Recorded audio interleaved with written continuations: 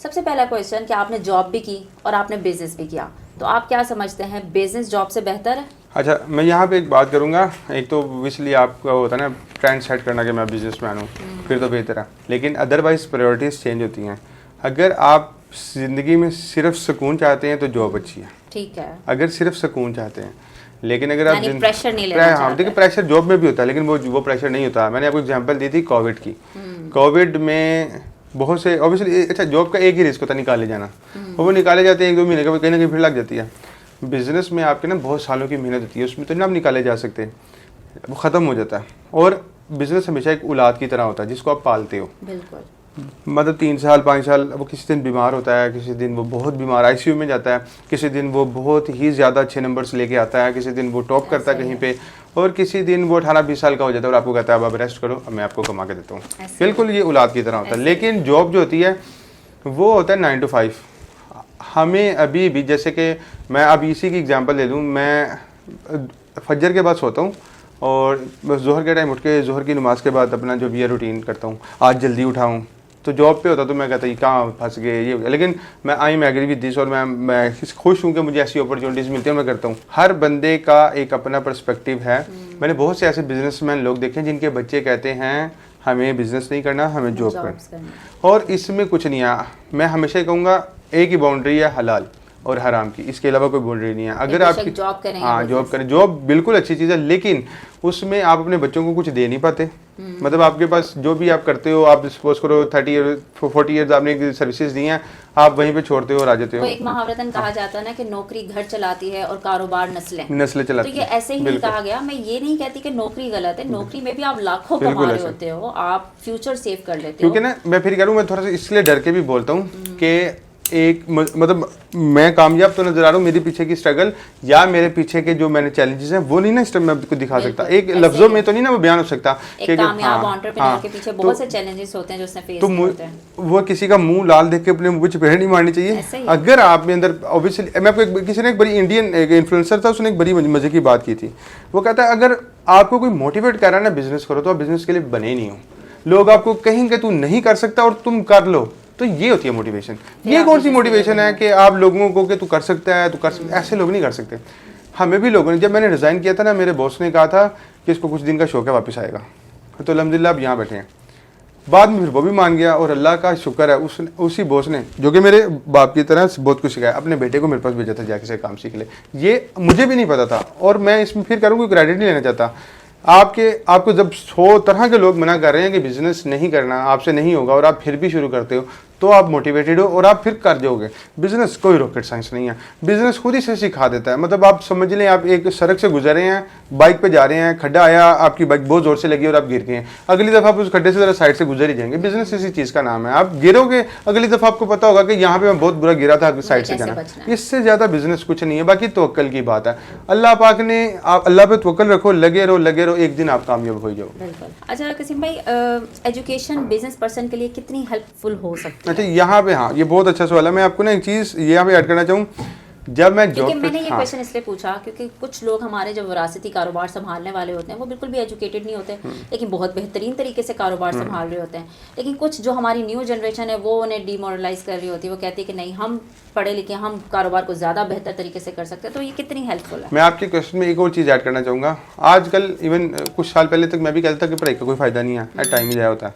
Because जब मैंने MBA किया, MBA में मुझे ऑब्वियसली 4 साल लगे और मेरा कोई 5-7 लाख रुपया भी लगा। वो भी मतलब उसके बाद ना मैंने अपने ऑफिस में जाके कहा कि मेरी डिग्री कंप्लीट हो गई है।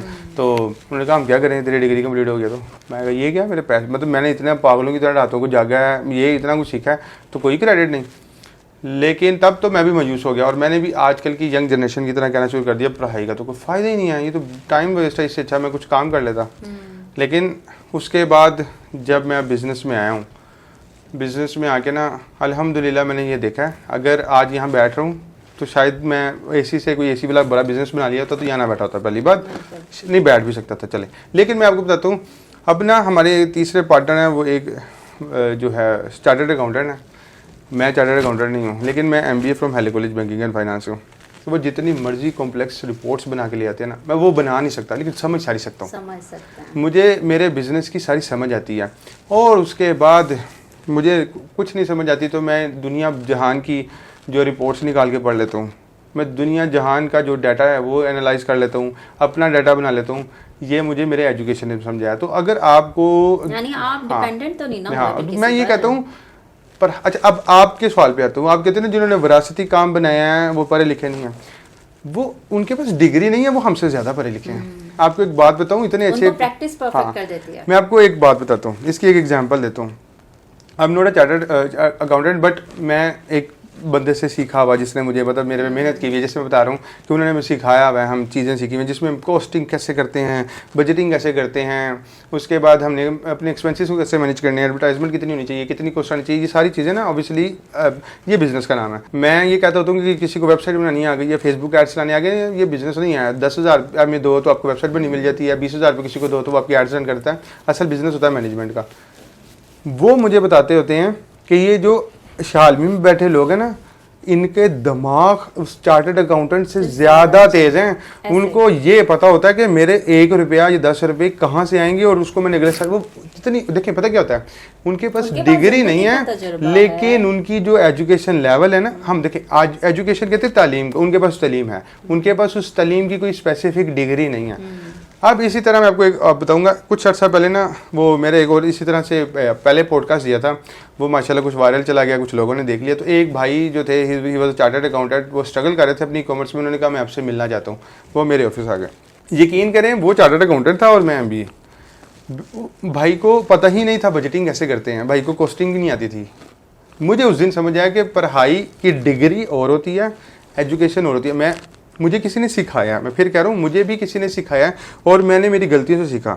मैंने बहुत दफ़ा ऐसे करके देखा कि मुझे लग रहा था इस मंथ तो मेरी बहुत अच्छी सेल हो गई है और मैं बहुत ज़्यादा प्रॉफिट में हूँ, और वो मंथ मेरा बुरा गया और मुझे लॉस हो गए। वही बात हो गई ना किसी भाई के प्रैक्टिस मेक्स परफेक्ट। हाँ, आप जितनी मर्जी डिग्रीज ले ले, लेकिन आप अब जिनकी बात हम कर रहे हैं कि जो विरासती कारोबार संभाल रहे हैं, उनके जीन्स में है बिजनेस। मैं करूं वो बहुत बचपन से देख रहे हैं, एक इंसान बचपन से सीख रहा है। अच्छा, वो ऐसी रिपोर्ट्स बना रहे होते हैं कि हमारी पढ़ी लिखी जनरेशन भी वैसी रिपोर्ट्स। अच्छा, मैं अब इसको थोड़ा सा और ज़्यादा आसान करना चाहूँगा, और ये मेरा ज़रूरी भी है मेरा बताना।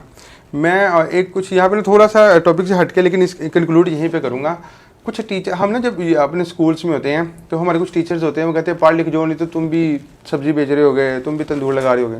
बहुत ज़्यादा इख्तलाफ करता हूँ मैं, क्योंकि तंदूर बेच रहे, तंदूर वाला ना तब भी वो उस टीचर से 10 गुना ज़्यादा कमाता था, और सब्जी वाला भी ना उस टीचर से बहुत ज़्यादा कमाता था। तो फिर अब जब हमें बादशाहर हुए ना, पता चला हलाल और हराम के अलावा कोई बाउंड्री नहीं है। अगर आप बादशाहर हो ना, बादशाहर हो मतलब पढ़े लिखे हो, तो आप सब्जी भी डिपार्टमेंटल स्टोर बना दोगे, आप नान वाले से 5 स्टार नान स्टोर बना लोगे, अगर आप बादशाहर हो, अगर आप तालीम याफ्ता हो।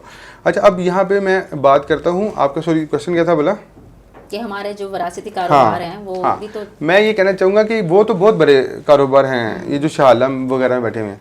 अगर हम इन लोगों के कारोबार भी देखें ना, दे आर वेल एजुकेटेड, उनको पता है कारोबार कैसे होते हैं। मैंने खुद देखा है कि हम बाबू बन के टाई लगा के जाते थे और वो तंदूर वाला अपनी मर्जी से आता था और हमसे बड़ी गाड़ी में आता था। तो बिजनेस सिर्फ हलाल और हराम है, इसके अलावा कुछ नहीं है। आप सपोज करो अगर पढ़े लिखो, मेरा बिजनेस भी बहुत छोटे से शुरू हुआ, मैंने बताया ना 2 से 3 ऑर्डर डेली के आते थे, और हम लोग उस सफर से गुजरते गुजरते गुजरते यहाँ तक आ गए हैं। तो कोई भी जब भी आप इन लोगों की इज्जत करें, इन लोगों को बहुत अच्छे से बिजनेस आते हैं।